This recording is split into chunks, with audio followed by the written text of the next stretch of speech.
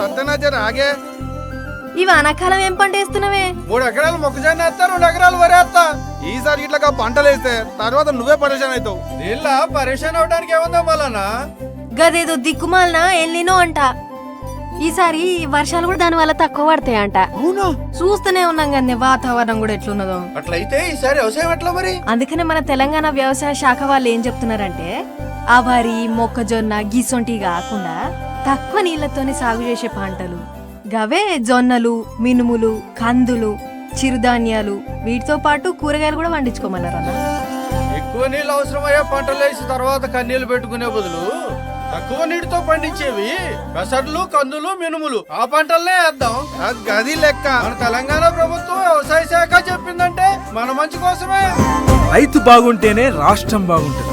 వ్యవసాయ శాఖ తెలంగాణ.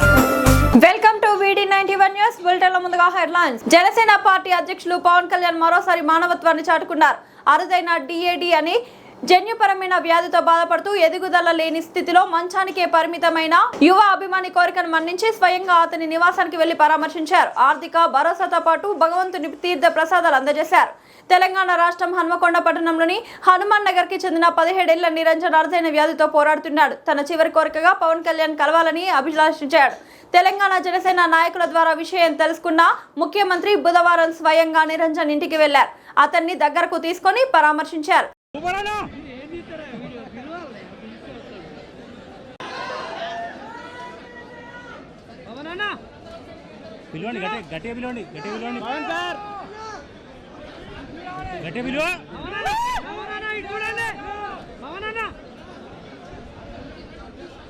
మంచాల మండలం మారుట్లలో అత్యంత ప్రతిష్టాత్మకంగా నిర్మించిన తెలంగాణ పబ్లిక్ స్కూల్ ను ముఖ్యమంత్రి రేవంత్ రెడ్డి ప్రారంభించారు.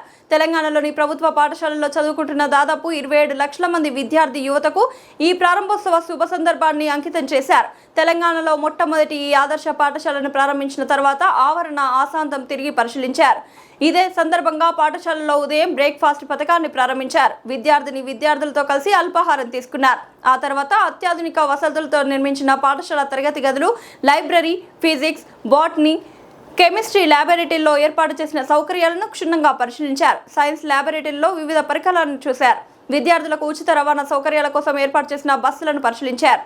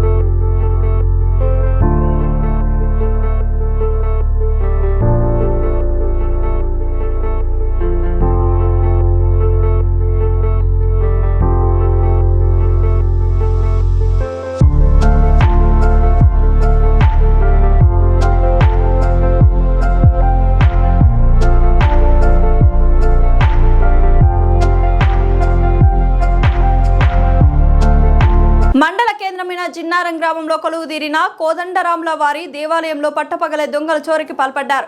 మంగళవారం మధ్యాహ్నం ఆలయంలోకి చొరబడ్డ గుర్తు తెలియని దుండగులు అయ్యప్ప పడి పూజకు సంబంధించిన సుమారు 2 లక్షల విలువ చేసే పూజా సామాగ్రిని పట్టపగలే చోరీ చేశారు. విషయం తెలుసుకున్న గ్రామస్తులు జిన్నారం పోలీస్ స్టేషన్లో ఫిర్యాదు చేశారు. సీసీ కెమెరాల ఆధారంగా పోలీసులు విచారణ చేపట్టారు.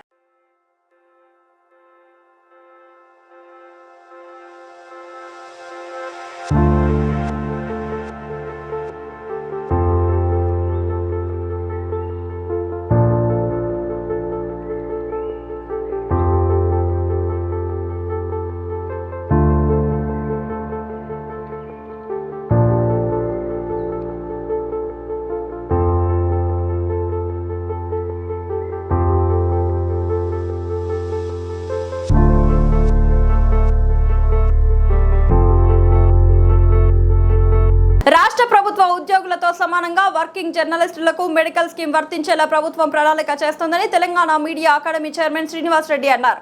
హైదరాబాద్ అబిడ్స్ చాపెల్ రోడ్లోని తెలంగాణ మీడియా అకాడమీ కార్యాలయంలో ఇటీవల మరణించిన ప్రమాదాలకు గురైన జర్నలిస్టు కుటుంబాలకు ఆర్థిక సహాయం మరియు పెన్షన్ చెక్కులను శ్రీనివాస్ రెడ్డి అందజేశారు. ఈ సందర్భంగా ఆయన మాట్లాడుతూ మరణించిన జర్నలిస్టుల కుటుంబాలకు మీడియా అకాడమీ అండగా నిలిచేందుకు ఈ ఆర్థిక సహాయాన్ని అందిస్తున్నామని తెలిపారు. నిత్యం పని ఒత్తిడిలో ఉండే జర్నలిస్టులు వారి ఆరోగ్యం పట్ల శ్రద్ధ వహించాలని ఆయన సూచించారు.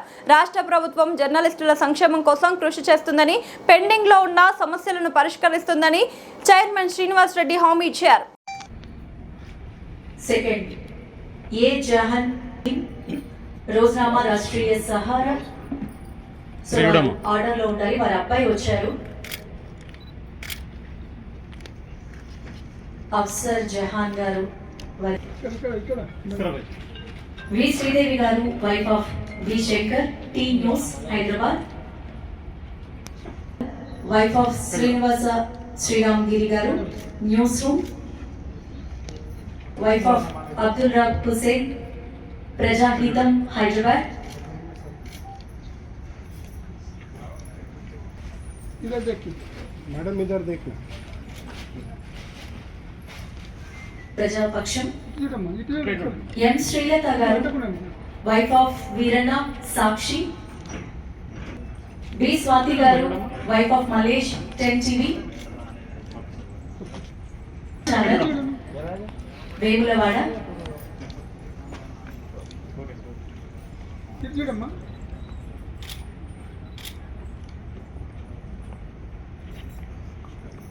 इधर देखो, इधर देखो सर, देखिए.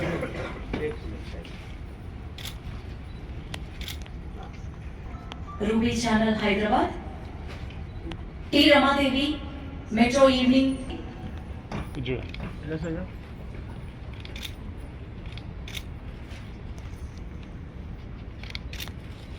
శ్రీలక్ష్మి, వైఫ్ ఆఫ్ శేఖర్, వారికి సంబంధించిన సభ్యులు నెలవారీ పెన్షన్ చెక్కులు అందించారు.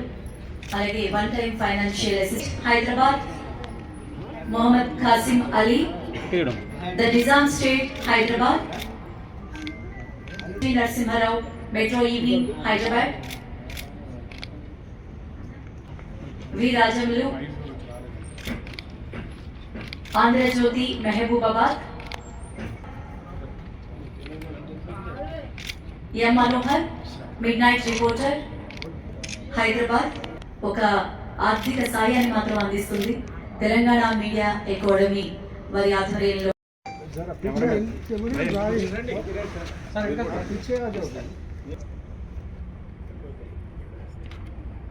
సార్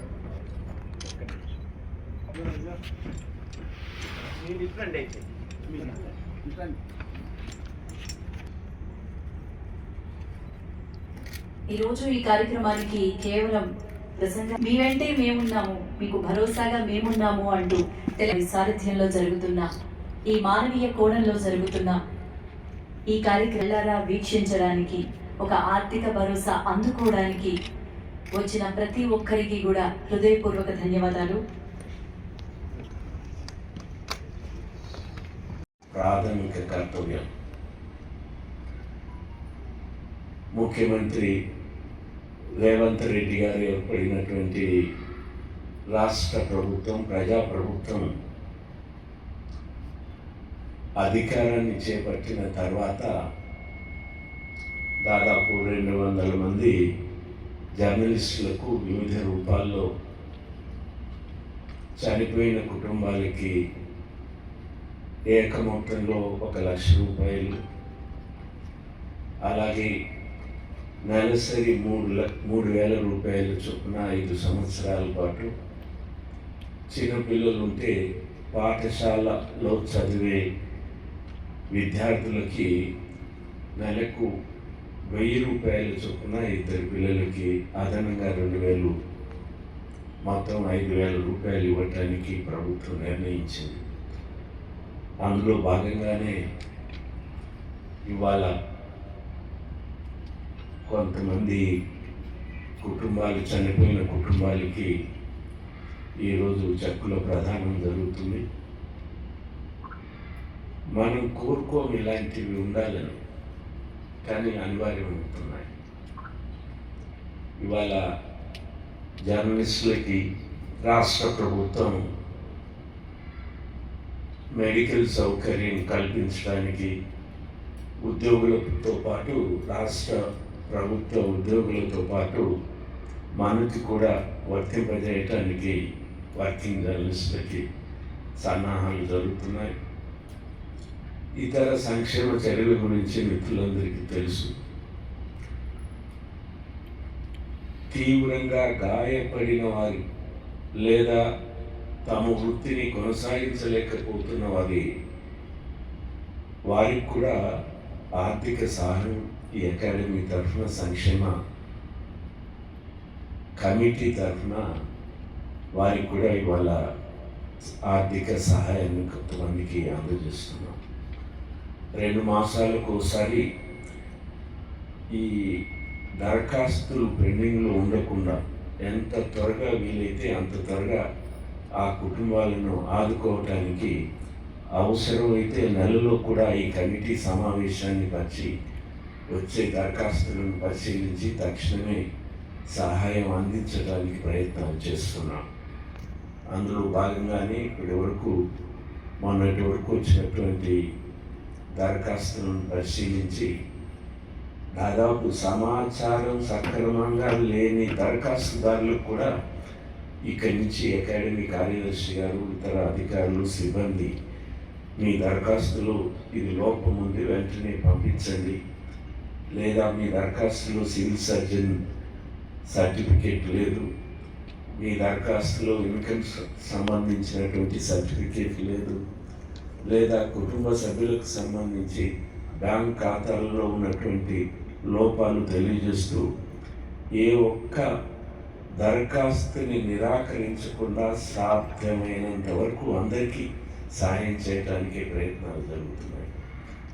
అందువల్ల ఇవాళ దాదాపు 20 మంది కుటుంబాలకి, మిత్రులకి ఆర్థిక సహాయం అందించడానికి ఏర్పాటు చేసిన కార్యక్రమానికి ఇచ్చేసిన మీ అందరికీ మరోసారి ధన్యవాదాలు తెలియజేస్తున్నాను. ఈ కార్యక్రమానికి రావాల్సిన అతిథులు రాలేకపోతున్న శ్రీనివాస్ రెడ్డి గారికి బొకేని అందించవలసిందిగా వెంకటేశ్వరరావు గారిని కోరుకుంటున్నాము, మీడియా అకాడమీ సెక్రటరీ. అమరులైన జర్నలిస్టులకు నెలవారీ పెన్షన్లు, తీవ్ర అనారోగ్యం, ప్రమాదాలకు గురైన పాత్రికేయులకు ప్రారంభించే ముందు మీ మాటలతో, మీ ప్రసంగంతో మొదలు పెట్టవలసిందిగా కోరుతున్నాము. కె శ్రీనివాస్ రెడ్డి గారిని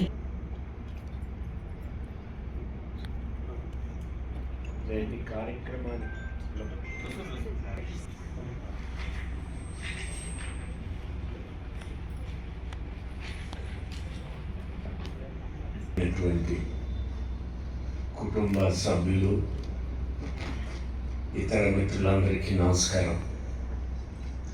ఇవాళ మనము ఈ కార్యక్రమానికి ఆహ్వానించినటువంటి కష్టం అవుతుందని చెప్పి మనం ఈ కార్యక్రమాన్ని మనమే నిర్వహించుకోవటానికి తలపెట్టాం. వారు ఈ కుటుంబ సభ్యులకు సానుభూతి, మద్దతును తెలుపమని చెప్పి ప్రభుత్వం తరఫున ఈ కుటుంబాలకు ఏమైనా ఇంకా అందించాల్సిన అంశాలు ఉంటే మా దృష్టికి తీసుకురండి అని చెప్పి వెంకటరెడ్డి గారు తెలియజేశారు. మంత్రి వెంకటరెడ్డి గారు అకాడమీ సాధారణంగా చేపట్టేటటువంటి కార్యక్రమాలు వర్కింగ్ జర్నలిస్టులకి వృత్తి నైపుణ్యాన్ని పెంపొందించడానికి ఈ అకాడమీ ఏర్పడింది. సెమినార్లు కానివ్వండి,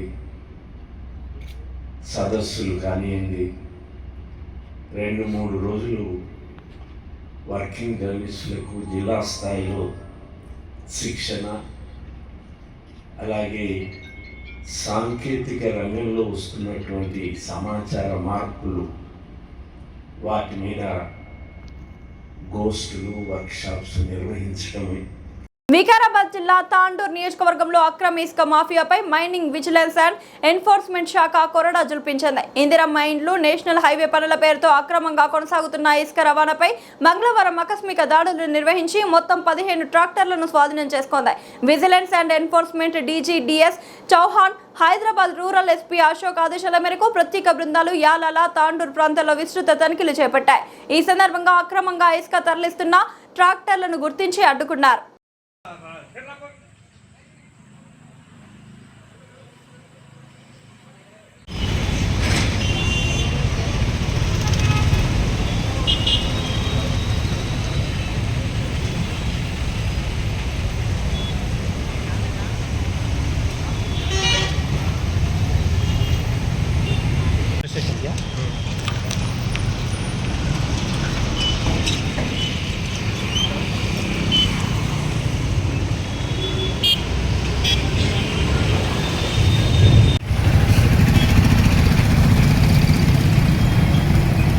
డొమెస్టిక్ వర్కర్స్ కి చట్టపరంగా న్యాయం చేస్తాం. సమస్యలు తీర్చడానికి త్వరలోనే ఒక కమిటీని వేస్తాం. విదేశాల్లో ఉన్న డొమెస్టిక్ వర్కర్స్ చట్టాలను కూడా చూడాలి. తెలంగాణలో డొమెస్టిక్ వర్కర్స్ చేసిన డిమాండ్స్ న్యాయమైనవే. డొమెస్టిక్ వర్కర్స్ కష్టాలను తీర్చడానికి నా వంతు బాధ్యతగా కృషి చేస్తా. సమస్యలను ముఖ్యమంత్రి దృష్టికి తీసుకెళ్తాను. దేశంలో మొదటిసారిగా కోల్ వర్కర్స్ కి పెన్షన్ తీసుకురావడంలో మా నాన్న కీలక పాత్ర పోషించారు. మా నాన్నగారికి వచ్చిన అవకాశాలు నాకు వస్తున్నాయి. గిగ్ వర్కర్స్ 15 సంవత్సరాలు పోరాటం చేశారు. మరోసారి మీకు మా హృదయపూర్వక గౌరవ మంత్రి శ్రీ వివేక్ వెంకటస్వామి గారికి గట్టి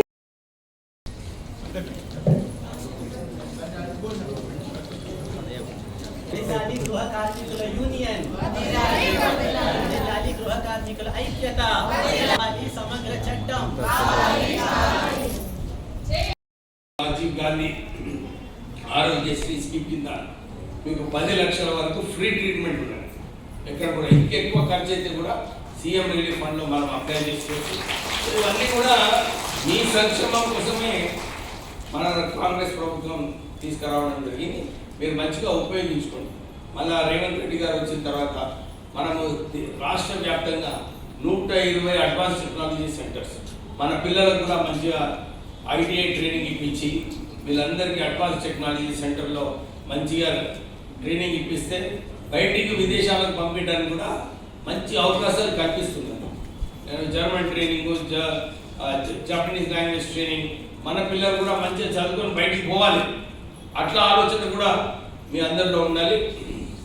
సో నేను కూడా కోదండరామ్ గారితో మాట్లాడి చట్టంలో మీకు ఇంకెక్కువ బెనిఫిట్స్ ఏం తీసుకురాగలుగుతాము, ఎట్లా చేయొచ్చు, వెల్ఫేర్ మెజర్స్ ఇవన్నీ కూడా ఆలోచించి మనకు చట్టం డెఫినెట్లీ త్వరలోనే తీసుకొచ్చేలాగా ప్రయత్నం చేస్తానని చెప్పి మీ అందరికీ ఒక భరోసా ఇస్తాం. ఇప్పుడే అన్నారు కదా, భరోసా ఇస్తాం మేము అందరికీ అని చెప్పి నేను కూడా ఈ లేబర్ మంత్రిగా మీ అందరికీ ఒక భరోసా ఇస్తున్నా. ఏదో ఒకటి తీసుకొద్దాం, మీకు మేలు చేయడానికి, మీకు ఒక భద్రత కల్పించడానికి, ఒక అవేర్నెస్, ఒక కల్చర్ చేంజ్ చేయడానికి, ఇవన్నీ చేయడానికి ఏదైతే నిర్ణయాలు తీసుకోవాలో డెఫినెట్లీ త్వరలోనే నిర్ణయాలు తీసుకుంటాం. జై హింద్. గురించి ఒక సమ్మతి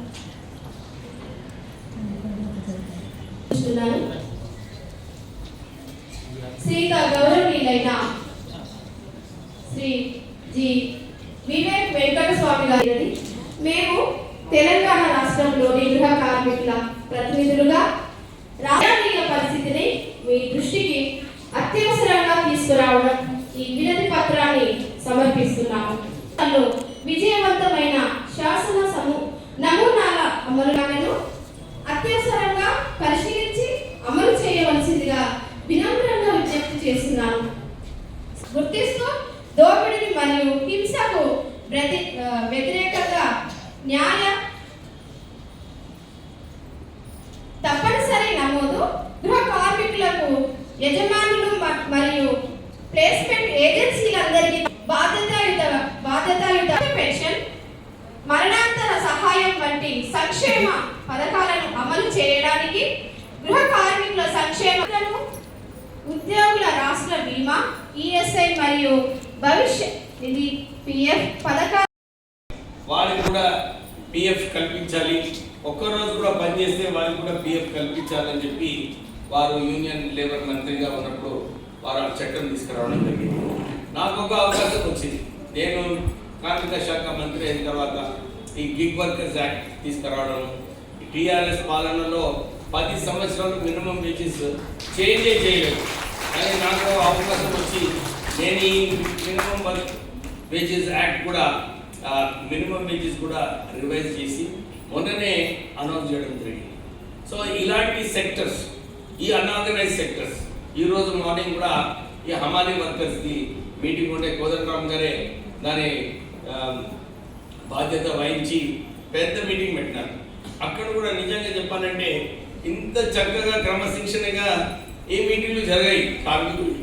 నేను కూడా మాట్లాడుతున్నాను, నేనందరూ ఇంత క్రమశిక్షణతో కూర్చొని వింటూ మీ సమస్యలు ఏదైతే ఉన్నాయో స్ట్రాంగ్ మెసేజ్ ఇస్తున్నారు. మీరు మా స్టేజ్ పైన ఉన్నవారు మా బాధ్యతలు మీరు అర్థం చేసుకోవాలి, మీరు మా బాధ్యతకు మీరు ఏదో ఒక పరిష్కారం చేయాలని చెప్పి ఆ స్ట్రాంగ్ మెసేజ్ ఏదైతే మీరు పంపిస్తున్నారో మాకు అర్థమైంది. మీ అందరికీ ఒక గౌరవం ఇప్పించాలి. ఫస్ట్ గృహ కార్మికులకు ఒక డిగ్నిటీ కావాలి. ఆ పని చేయడంలో మీరు కూడా ఇంటికి వెళ్ళినప్పుడు, ఎవరైనా ఇంటికి వెళ్ళినప్పుడు వారు కూడా అరే మా కోసం పనిచేస్తున్నారు, మేము వారికి గౌరవించాలని చెప్పి ఇది అందరి యజమానిలో రావాలని, అదొక కల్చర్ చేంజ్ రావాలి మన దేశంలో. ఆ కల్చర్ చేంజ్ వచ్చినప్పుడే ఒక ఏదైతే మీరు కష్టపడి పనిచేస్తారో మీరు కూడా నవ్వుకుంటా యజమానులకు వారికి ఏదైతే సహాయపడతారో అదంతా కూడా గుర్తింపు చట్టం ప్రకారంగా కూడా తీసుకొస్తే చాలా బాగుంటుందని చెప్పి మీరు ఏదైతే కోరుతున్నారు. డెఫినెట్లీ నేను ఈ కమిటీ వేసి ఎట్లా చేయాలి, ఎందుకంటే కీలకమైన అంశాలు ఉన్నాయి. ఇవే 2 సెక్టర్స్ కాదు, అన్ఆర్గనైజ్ సెగ్మెంట్లో ఇంకా ఎక్కువ ఎలాంటి కార్మికులు ఉంటారు అన్ఆర్గనైజ్ సెక్టర్లో. సో అందరినీ కలిపి ఒక తాటిపై తీసుకొచ్చి ఒక చట్టం తీసుకొచ్చే అవసరం ఉన్నది. సో మీకు ఎందుకంటే విదేశాలలో కూడా డొమెస్టిక్ వర్కర్స్ ఉంటారు, అక్కడ కూడా చట్టాలు ఉన్నాయి. సో ఆ చట్టాలు కూడా చదవాలి, ఎందుకంటే వాళ్ళ కల్చర్ వేరేగా ఉంటుంది, మన కల్చర్ వేరేగా ఉంటుంది. ఆ కల్చర్స్ చూసుకుంటూ ఇక్కడ కూడా ఎక్కువ డిస్టర్బెన్స్ కాకుండా, ఎందుకంటే ఇది కూడా సిస్టమ్ నడవాలి, మీకు బాధ్యత కల్పించాలి. సో ఇది కూడా జాగ్రత్తగా చూసుకునే అవసరం ఉన్నది. ఇప్పుడే మీరు అందరూ ఏదైతే కోరుతున్నారో నాకు ఆశ్చర్యం అనిపించింది. కొన్ని విషయాలు అయితే మీకు మన కాంగ్రెస్ ప్రజాపాలన వచ్చిన తర్వాత మీకు ఆల్రెడీ మీకు ఇందిరమ్మ ఇల్లులు వస్తున్నాయా లేవా? ఇప్పుడు అర్బన్ సెగ్మెంట్ మీరు అందరూ అర్బన్ వర్కర్స్ ఉన్నారు, అందు గురించి మీకు ఇంకా రాలేదు. మీకు వస్తే త్వరలోనే, మొన్ననే ముఖ్యమంత్రి గారు అనౌన్స్ చేసినారు, మీకు ఇందిరమ్మ ఇల్లులు వస్తాయి. తర్వాత మీ అందరికీ 200 యూనిట్లు ఫ్రీ ఇస్తున్నారా లేదా? సన్న బియ్యం ఇస్తున్నారా లేదా? మీకు అందరికీ అది ఏమంటలేరు, ఇంతకుముందు ఏమంటున్నారు, మీకు సన్న బియ్యం ఇస్తున్నారు. మీ అందరికీ ఫ్రీ బస్ ట్రావెల్ ఉన్నదా లేదా? సో మీరందరూ కూడా మీకు ఇంతకుముందు నేను మంచిర్యాల ఒక మహిళను అడ్రస్ చేసేటప్పుడు ఆయన వచ్చి చెప్పింది, సార్ నాకు ఇంతకుముందు 3,000 రూపాయలు అవుతున్నాయి మంచిర్యాల నుంచి మందమరికి ఎవ్రీ మంత్ బస్ ఛార్జీలు 3,000 అవుతున్నాయి. మీ కాంగ్రెస్ ప్రభుత్వం వచ్చిన తర్వాత, మాకు ఈ మహిళా స్కీమ్ వచ్చిన తర్వాత నాకు 3,000 రూపాయలు బచాయించినాయి. నేను అది నా పిల్లల మీద ఖర్చు పెడుతున్నా అని చెప్పి ఆమె చాలా సంతోషంగా చెప్పడం జరిగింది. గమ్మలేదేంటమ్మా, అందరూ కూడా ఏదైతే ప్రభుత్వం పైన ఒత్తిడి వేస్తున్నారో ఇన్ని డిమాండ్స్ ఒకటేసారి రేజ్ చేయడం జరిగింది. కానీ నేను వర్గీస్ గారు వచ్చినప్పుడు నేను చెప్పిన, అరే నేను మంత్రి అయ్యి సుమారు సంవత్సరం అవుతుంది, నేను ఎంత లేట్ వచ్చింది ఏం సంగతి అని చెప్పి నేను అడగడం జరిగింది. సంజయ్ గారు ఈ చట్టం చేసేది మేము, ఇక్కడ మా దగ్గర రావాలి, ఫస్ట్ మా డిపార్ట్మెంట్కి వస్తే మేము కూడా ఇప్పుడే మీరు అన్నారు కదా గిగ్ వర్కర్స్కి 15 సంవత్సరాలు వాళ్ళు పోరాటం చేసి అందరూ అర్థం చేసుకొని ఒక మంచి చట్టం ఏదైతే తీసుకొచ్చామో ఆ చట్టం ప్రకారంగానే గిగ్ వర్కర్స్ అందరికీ న్యాయం జరిగేలాగా చేస్తుంది. సో మీరేదైతే ఇప్పుడు చెప్తున్నారు మన గృహకల్ప కార్మికులకు కూడా భద్రత కల్పించాలి, వీళ్ళందరికీ మినిమం వేజెస్ వేతనాలు కల్పించాలి, ఈఎస్ఐ పిఎఫ్ ఇవన్నీ కూడా దీని గురించి ఆలోచించాలి. నేను ఒక కమిటీ వేసి డెఫినెట్లీ మీరు ఈ సమస్యలు ఏదైతే ఉన్నాయో అతి త్వరలోనే ఒక కమిటీ వేసి నిర్ణయం తీసుకుంటారు. ఎందుకంటే మీరైతే డిమాండ్ చేసి మీకు సంవత్సరం అయింది నన్ను కలిగి, కానీ మీరేమో యాక్ట్ ఏమో 2 నెలల్లో కావాలంటున్నారు. ఎట్లయితే అది కరెక్ట్గా. సో మనం కూడా ఎందుకంటే చాలా చోటు ఇప్పుడే మన కోదండరామ్ గారు, వేణుగోపాల్ గారు ఏదైతే చెప్పారో మన గృహ కార్మికులు నిజంగానే 14-15 గంటలు పనిచేస్తారు. హాలిడేస్ ఉన్నాయి కొన్నిసార్లు. మీరందరూ ఏదైతే కష్టపడుతారో మీరు మంచిగా కష్టపడతారని చెప్పి మాకందరికీ కొంచెము ఫ్రీడమ్ ఉంటుంది అన్నమాట. బయటికి పోయి పని చేయడము, ఇంకా ఇతర పనులు చేసుకోవడానికి ఒక ఫ్రీడమ్ ఉంటుంది. ఎప్పుడు మా వైఫ్ అంటే ఆ సత్యమని ఎప్పుడు చెప్తూ ఉంటుంది, ఒక గృహకల్ప కార్మిక అంటే మన కుటుంబ సభ్యులు లెక్కనే చూసుకునే బాధ్యత మన పైన ఉందని చెప్పి వారు ఎప్పుడు చెప్తూ ఉంటారు. ఎందుకంటే మీరు సహకరించకపోతే నిజంగానే ఏ ఇల్లు నడవదు, ఎక్కడ కూడా నడవదు ఇల్లు.